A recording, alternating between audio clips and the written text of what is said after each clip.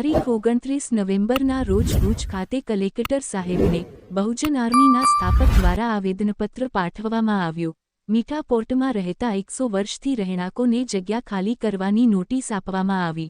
અંદાજિત લગભગ 500 જેટલા લોકો વર્ષોથી રહે છે ને આ જગ્યામાં પ્રાથમિક જરૂરિયાત ન હોતા છતાં લોકો રહે છે। આ જગ્યા 8 દિવસમાં ખાલી કરવામાં આવે તેવી નોટિસ આપવામાં આવી। લખનભાઈ દુઆ તથા સ્થાનિકો રહેતા ભુજ કલેક્ટર સાહેબને લેખિત રજૂઆત કરવામાં આવી। લખનભાઈ जी મીઠા પોર્ટ ને કંડલા પોર્ટ દ્વારા જે નોટિસ પાઠવવામાં આવી છે શું છે સમગ્ર? આજે 100 વર્ષથી ઉપર થઈ ગયા એટલે કહેવાય કે દેશ આઝાદ થયો એથી પહેલાં લોકો ત્યાં કને રહે છે। એમને કંડલા પોર્ટ દ્વારા એવી નોટિસ શોર્ટ નોટિસ આપવામાં આવી છે કે 7 દિવસની અંદર મકાન ખાલી કરી નાખજો, અન્યથા મકાન તોડી પાડવામાં આવશે। હવે મને કંડલા પોર્ટનું એ નથી સમજાતું કે આ ગુજરાત સરકારની જમીન ઉપર કંડલા પોર્ટનો કબજો ક્યારથી થઈ ગયો। કંડલા પોર્ટની અંદર એવી હજારો એકડ જમીનો છે જે સોલ્ટ માફિયાઓ દ્વારા દબાવીને બેઠા છે, જે બાહુબલી જેને કહેવાય રાજકીય વગદાર લોકો છે, એને કેમ કંડલા પોર્ટ હટાવતી નથી? અને ગરીબ લોકો 500 થી 700 ઘર અહીંયા કને 100 વર્ષથી લે છે, આજે 4 પેઢીઓ એમને નીકળી ગઈ છે, એમને ધાકધમકી કરી અને જો હટાવવામાં આવશે તો આ વસ્તુ યોગ્ય નથી। આજે એ સંદર્ભે કલેક્ટર સાહેબને અરજી આપવા માટે આવ્યા છીએ।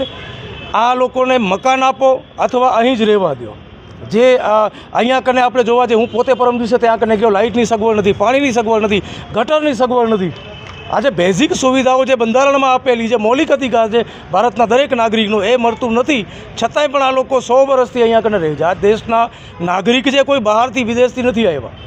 અને જે આપણે નમક માફિયાઓ છે એ કંડલા પોર્ટમાં હજારો એકર જમીન ઉપર કબજો કરીને બેઠા હોય તો શું કંડલા પોર્ટ ઓથોરિટીને આ દેખાતું નથી કે તમે પોતે આની સાથે મળેલા છો?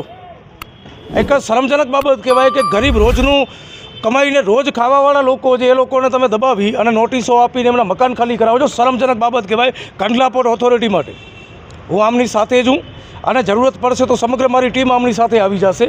એટલે મહેરબાની કરી અને કલેક્ટરશ્રીને પણ અમે એ જ આવેદનપત્રમાં કહેવાના છીએ કે સાહેબ આ લોકોને અહીંયાથી હટાવવામાં ન આવે ને જો હટાવવામાં આવે તો જ્યારથી હટાવવામાં આવે એથી પહેલાં બંધારણીય જોગવાઈ છે, જળ જમીન મૌલિક અધિકાર છે એમનો, રોડ રસ્તા મકાન અને જમીનનો, તો અમને પહેલે એના માટે મકાન કરવામાં આવે અને પછી એ ત્યાંથી હટાવવામાં આવે। અન્યથા જ્યાં રહે છે ત્યાં કને રહેવા દેવામાં આવે અને ખોટી રીતે હેરાન પરેશાન કંડલા પોર્ટ પણ આ લોકોને ન કરે। કારણ કે અમે બધા આ ગરીબ વંચિત લોકો માટે છીએ, આ લોકો માટે વર્ષોથી કામ કરીએ છીએ અને આગળ જતાં કદાચ અમને ત્યાં કને આવી અને રોડ બ્લોક કરવા હશે તો એ પણ કરવા માટે તૈયાર છીએ। અને તમારા પહેલે જે નમક માફિયાઓ છે એમની જમીન, તમારી જમીન જે દબાવીને બેઠા છે એમનાથી ખાલી કરાવો વળી, નકર એના માટે પણ હવે અમે આવશું। ભાઈ મીઠા પોર્ટ દ્વારા મીઠા પોર્ટને જે નોટિસ પાઠવવામાં આવી છે કંડલા પોર્ટને શું છે? મીઠા પોર્ટને જે કંડલા પોર્ટ વતીથી જે નોટિસ આપવામાં આવી છે એ એવી રીતે અંધારામાં આપવામાં આવી છે, કોઈ લેખિત નોટિસ નથી। એ બીજી જગ્યાએ નોટિસ ચીપકાડીને વોટ્સઅપ દ્વારા બધાને વાયરલ કરેલ છે, કોઈ લેખિતમાં અમને કોઈ એવી રીતે જાણ કરેલ નથી। બીજા દિવસે અચાનક પોલીસ લઈ અને કંડલા પોર્ટની બધી ટીમ આવી ગઈ અને એમણે તાત્કાલિક એલાઉન્સ કર્યું કે ભાઈ તમને 7 દિવસની મોહલત છે, તમને 7 દિવસની અંદર ખાલી કરવામાં આવે એવી અમારી નોટિસ। જો તમે સ્વચ્છ રીતે ખાલી નહીં કરો તો અમે બુલડોઝર ફેરવી નાખશું।